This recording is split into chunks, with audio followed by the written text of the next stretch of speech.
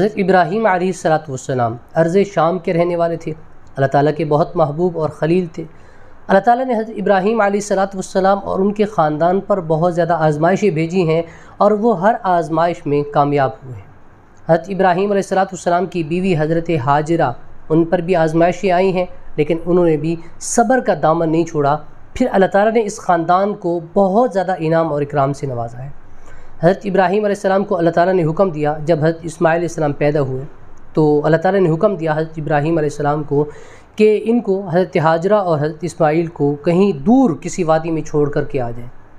تو حضرت ابراہیم علیہ السلام نے حضرت ہاجرہ اور حضرت اسماعیل علیہ السلام کو ساتھ لیا اور فلسطین سے مکہ کا سفر کیا اور ایک ایسی جگہ پر جا کر کے چھوڑا کہ جہاں نہ کوئی قریب میں پانی تھا، نہ کوئی غذا تھی، نہ کوئی آدم تھا، نہ کوئی آدم ذات تھا، کچھ بھی نہیں تھا، کہ ویران جگہ تھی اور دور دور تک صحرا تھے، وہاں پر جا کے چھوڑ دیا۔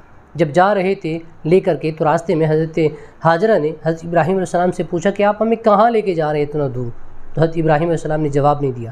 جب ان کو وہاں چھوڑ کر واپس جانے لگے تو حضرت ہاجرہ چونکہ نبی کی بیوی تھی، انہوں نے پوچھا کیا اللہ کا حکم ہے؟ کیا اللہ نے کہا ہے؟ تو حضرت ابراہیم علیہ السلام نے کہا کہ اللہ کا حکم ہے۔ تو حضرت ہاجرہ نے کہا کہ پھر اللہ ہمیں ضائع نہیں کرے گا۔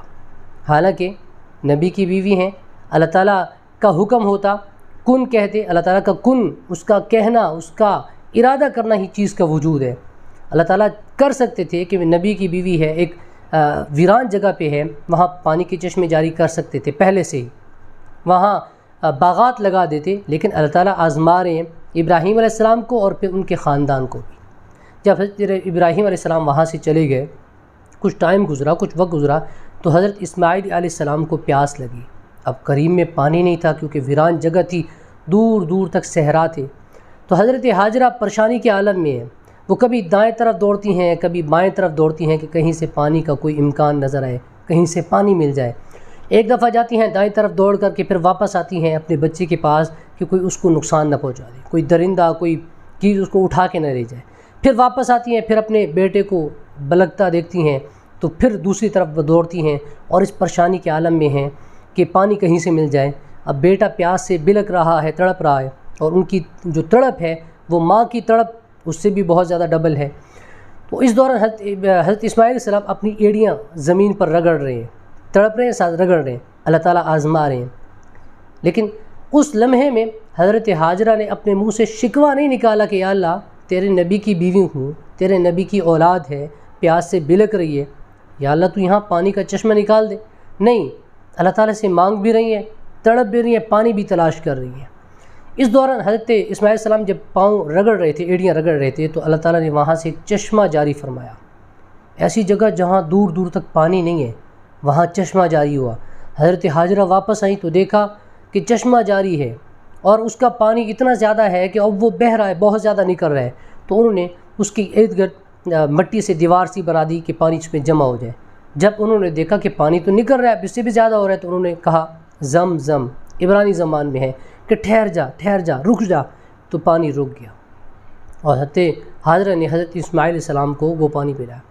اللہ تعالیٰ نے اس قربانی، اس تڑپ پر، کہ اس تڑپ میں انہوں نے اللہ تعالیٰ کا شکوہ نہیں کیا، شکایت نہیں کی، ایسا انعام، ایسا اکرام کیا کہ وہ پانی اس دن سے لے کر آج تک جاری ہے۔ لاکھوں لوگ اس پانی کو پی رہے، لیکن وہ پانی ختم نہیں ہو رہا۔ مکہ کے قریب وہ جگہ ہے موجود ہے جہاں پانی کا کنواں ہے، اب وہاں سے پانی مدینہ میں جا رہا ہے ٹینکروں میں، اور بہت لوگ وہاں بھی لاکھوں کی تعداد میں پی رہے ہیں، لوگ وہاں سے لے کر بھی آتے ہیں، لیکن وہ پانی ختم نہیں ہو رہا۔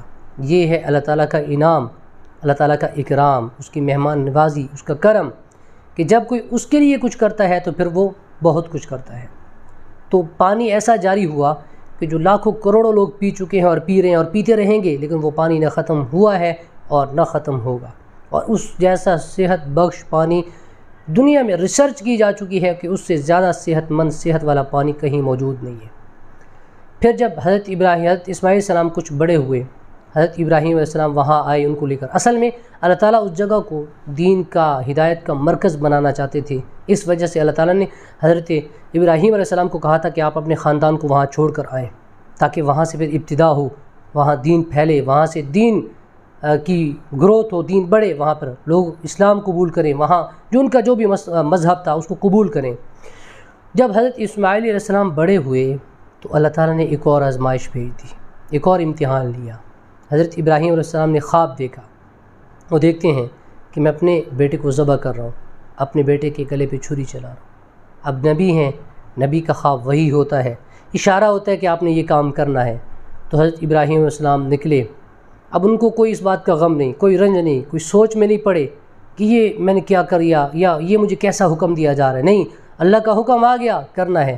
تو نکلے وہاں سے، حضرت اسماعیل علیہ السلام کو ساتھ لیا اور الگ ہو کے پوچھا کہ بیٹا میں نے یہ خواب دیکھا ہے، آپ کیا کہتے ہیں اس بارے میں؟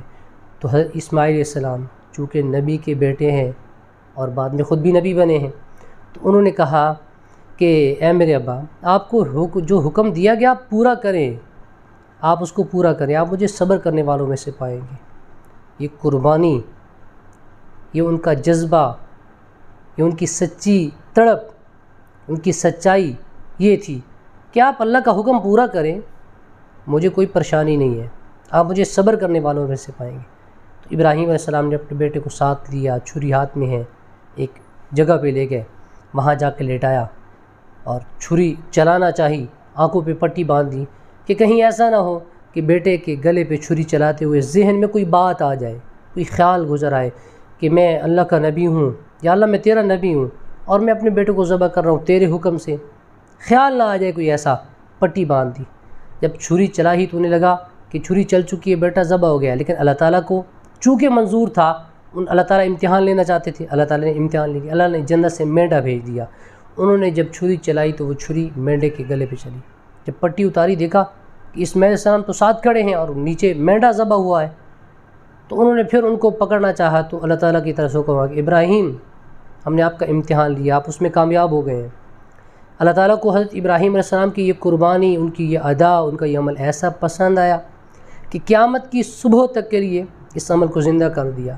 اب جو بھی جاتا ہے، چاہے وہ حج کے لیے جائے یا ویسے، وہ قربانی کرتے ہیں۔ یہ اصل میں قربانی وہی حضرت ابراہیم علیہ السلام کی وہ قربانی ہے، ان کا وہ عمل ہے جو قیامت کی صبح تک زندہ رہے گا اور لوگ کرتے رہیں گے، اور اس کا ثواب حضرت ابراہیم علیہ السلام کو پہنچتا رہے گا۔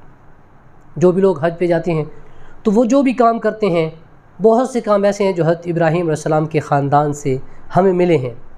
اب جو صفا مروہ کے درمیان وہ دوڑتے ہیں، یہ دوڑ بھی حضرت حاجرہ علیہ السلام کی سنت ہے کہ انہوں نے جب حضرت اسماعیل السلام جب پیاس کی وجہ سے تڑپ رہے تھے تو وہ جو چکر لگا رہی تھی، دوڑ رہی تھی، اللہ تعالیٰ کو ان کا دوڑنا ایسا پسند آیا کہ اس کو قیامت کی صبح تک کے لیے زندہ کر دیا۔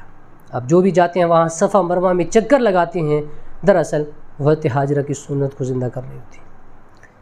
ہم جو جا کر کے بیت اللہ شریف کا طواف کرتے ہیں، اس بیت اللہ کی تعمیر حضرت ابراہیم علیہ السلام اور حضرت اسماعیل علیہ السلام کہ انہوں نے مل کر اس بیت اللہ کی، اس کعبہ کی تعمیر کی ہے۔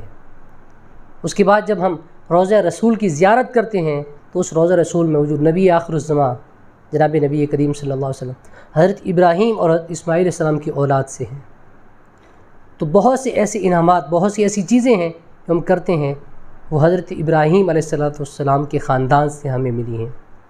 اس سے ہمیں ایک چیز کا پتہ چلتا ہے، ایک سبق ملتا ہے کہ جو بھی اللہ تعالیٰ کے احکامات کو مانتا ہے، دل و جان سے قبول کرتا ہے، اس پہ اعتراض نہیں کرتا، اس پہ اعتراض نہیں اٹھاتا، اس پہ تنگی کا اظہار نہیں کرتا کہ یہ کیسا حکم دیا، ہمیں مشکل میں کیوں ڈال دیا، ایسا نہیں سوچتا، تو پھر اللہ تعالیٰ پھر ایسے انعامات سے نوازتے ہیں کہ دنیا میں اس کی پھر مثال نہیں ملتی۔ اب جو ہم قربانی کریں گے یہ حضرت ابراہیم علیہ السلام کی سنت ہے۔ ہم جو پانی پیتے ہیں زمزم، حضرت ابراہیم علیہ السلام کے خاندان کے توسل، ان کے توسل سے ہمیں ملا ہے۔ صفا مروہ میں دوڑنا حضرت ابراہیم علیہ السلام کے خاندان سے۔ تو بہت سی ایسی چیزیں ہیں جو حضرت ابراہیم علیہ السلام کے خاندان سے ہمیں ملی ہیں، اور اس میں ان کی بہت سی قربانیاں ہیں، اور ان کی وہ قربانیاں، ان کا جو صلہ اللہ تعالیٰ نے ان کو دنیا میں دیا وہ تو سب کے سامنے ہے، اور آخرت کا صلہ تو بہت عالی شان، بہت بڑا ہے، جس کے بارے میں کہا جاتا ہے کہ جنت کی نعمتیں ایسی ہیں جن کو کسی دنیا کے کسی شخص کی کسی آنکھ نے دیکھا نہیں ہے، بلکہ دیکھنا تو درکنار، کسی پر اس کا خیال بھی نہیں گزرا کہ وہ نعمتیں کیسی ہوں گی، تصور ہی ممکن نہیں ہے، سوچنا ہی ممکن نہیں ہے کہ وہ نعمتیں کیا ہوں گی، لیکن ملیں گی تب جب ہم کچھ ایسا کریں گے جو میرے رب کو پسند ہوگا، جس سے میرا رب راضی ہوگا، جس سے میرا نبی راضی ہوگا، تو پھر وہ انعام ملیں گے، وہ اکرام ہوگا، وہ ساری نعمتیں ملیں گی۔ اپنا بہت سارا خیال رکھیے۔ اللہ حافظ۔